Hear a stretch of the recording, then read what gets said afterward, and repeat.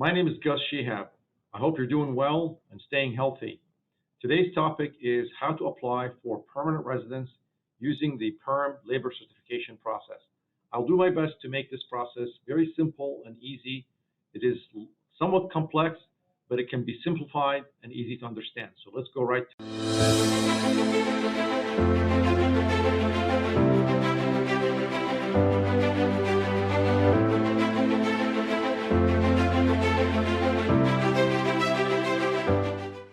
Welcome again. So this is the permanent residence process using the PERM Labor Certification. And in this presentation, I'm using the word Acme Corporation, or the company, fictitious company, Acme Corporation, on behalf of John Doe.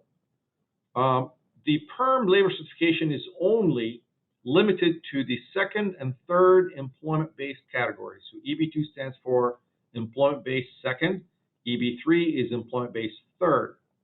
In the EB2 category, there's two subcategories: advanced degree aliens and exceptional ability aliens. But we're going to be focusing more on advanced degree. We're not going to be talking a whole lot about the exceptional ability because it's not really used a whole lot in PERM labor certifications. But an advanced degree alien is someone who has a master's degree or a bachelor's degree plus 5 years of experience. So remember that if you have a bachelor's plus 5, you could be considered as an advanced degree alien under the EB2 category. EB3 is for professionals, and those are the occupations that require a bachelor's degree. Also in the EB3 category is skilled workers. Skilled workers, those are workers who don't have a bachelor's degree, but have 2 years of job experience or 2 years of training. So a 2-year associate's degree can be, in fact, the basis of an EB3 PERM application. Some terms to know. What does PERM stand for? PERM stands for Program Electronic Review Management. It doesn't really make a whole lot of sense to me, but that's what they called it. Program Electronic Review Management. So it's not really permanent or like an acronym for the word permanent. But what is PERM? PERM is a website that is launched by the U.S. Department of Labor to file something called labor certification applications. The labor certification application, also known as the PERM process, is an administrative process through the U.S. Department of Labor to show that the permanent employment of the foreign national in this position will not take away the job of a qualified U.S. worker who is able, willing to take this job, and who is also qualified. Okay, so we got to remember that's really the criterion that we're trying to prove. We have to certify that no U.S. worker is able to occupy this position. Now, when I tell this to my clients, they usually get nervous. But I want you to know that our success rate is like 98, 99%. And that's because there is a science of how to get this done properly and also ethically. You know, remember, this is not a game. This is a federal process, and the employer has to do this in good faith. So I want to emphasize that we do this in a very ethical and legal way to accomplish the objective.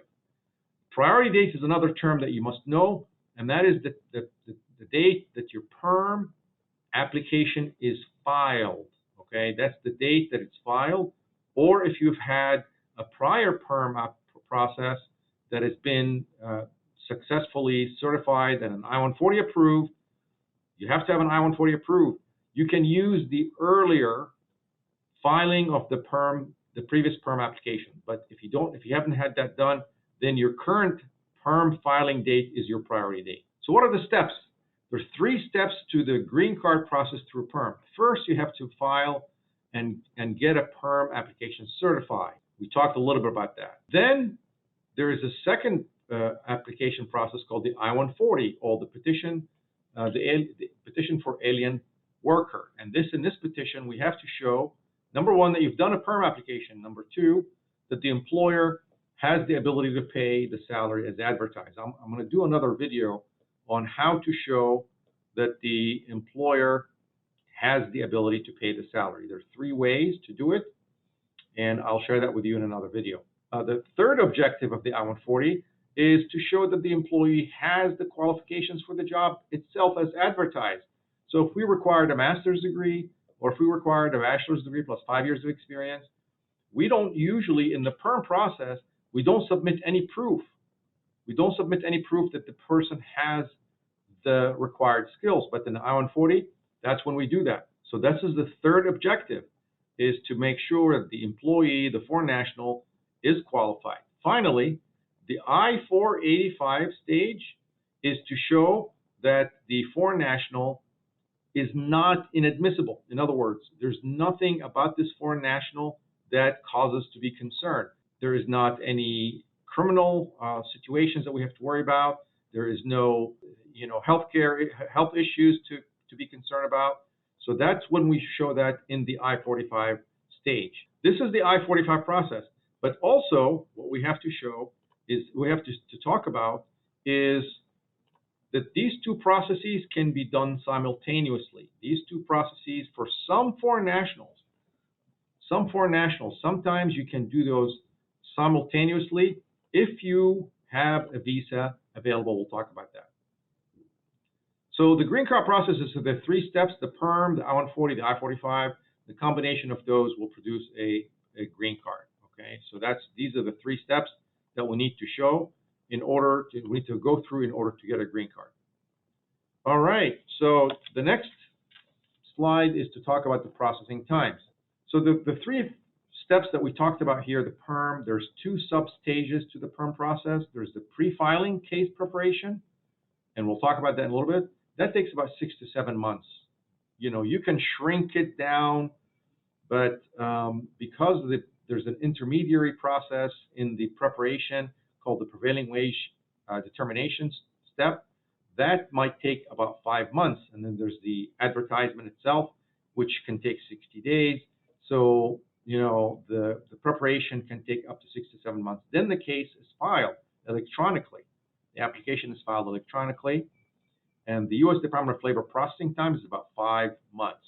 So now we can see that between these two steps, the pre-filing preparation and the actual processing times is about a year. Then we embark on these two steps. And as I said, there's a waiting time sometimes for certain people. So let's explore that together, okay? So I'm going to go here now to something called the Visa Bulletin. So this is a publication that you must be familiar with. It's with the U.S. Department of State, and we are now in September 2021, but the October 2021 bulletin has been released. And this is pretty good reading, by the way. The first section talks about the family immigration process, but we're going to scroll down. I'm going to make this a little bit bigger so you guys can see it on your screen. And we're going to scroll down and go to the employment. Okay, so here's the employment. The first chart is for people who are in the United States. The second chart is for people who are seeking immigration outside the United States. Okay, so that's something that we have to talk about, to mention. My presentation is more for people who are in the United States, so I'm going to focus more on this first chart. You see here, so the second and third, this is the priority date. These dates represent the priority dates. So if you are an Indian national and you are in the third preference, as of October 2021, which is coming up soon, the U.S. is considering I-485 applications for people who filed their PERM in January 1st of 2014. So if you're an Indian national and you filed your PERM on or before January 1st, 2014, in October 2021, you're able to file your adjustment I-485 application. And that's why in the previous slide here, I stressed that some people may not be able to file these two steps concurrently. They will file the I-140 if you're Indian national, Chinese national. You have a waiting period to wait until you're able to do the I-485. However, if you are from any other country, look at this here. You see all chargeability? This is any other country that's not named in here. China, El Salvador, India, Mexico, but really it's more China and India for the second and third preferences. But if you are from any other country, then it says C, which means current. Current meaning that there is no waiting. There is no waiting, folks, between these two steps. You can proceed to file these two applications concurrently. These two can be done together. They can be filed at the same time, which will save a lot of time. So I showed the 10 to 24 months because that's what's shown on the Department of Homeland Security Immigration's office's website. It shows about 10 to 24, but we're really seeing them about a year. So really this 5 months is inclusive in this if you are from a country other than India or China. Okay, does that make sense to you? So let's talk now about the next stage. So now we filed. Now we're going to be talking more about the PERM process. This is the PERM process at a glance. I'm going to do another video to talk specifically about all the steps that go into the PERM process. It is quite complex, but I'll make it simpler so that you can easily understand it. Recruitment. So here's the sort of the recruitment at a glance. There's 3 things we have to do: newspaper of general circulation, and also to place a job order at the state workforce agency in the state that the advertisement is taking place. And we'll talk a little bit more during the PERM process as to where to do the advertisement. Then you have to choose 3 from the 10 listed here in this slide. Job fair, employer's website. So there's these. You have to choose 3 recruitment steps in order to advertise. And again, the objective is to see if any foreign national is qualified for the job. Okay. So if we do not find any foreign nationals that are qualified for the job, then the person then the PERM will be certified. Okay. Finally, there's something called an internal notice, internal posting. The notice of filing must be posted 10 consecutive business days. 10 consecutive business days. All right. So this is the PERM process and the green card application based on the PERM process at a glance. And in a quick fashion, I'll do another video that talks more about the steps to actually go into the PERM process. I hope you enjoyed this video, and if you liked it, please don't forget to share and like, and I look forward to seeing you in a future video.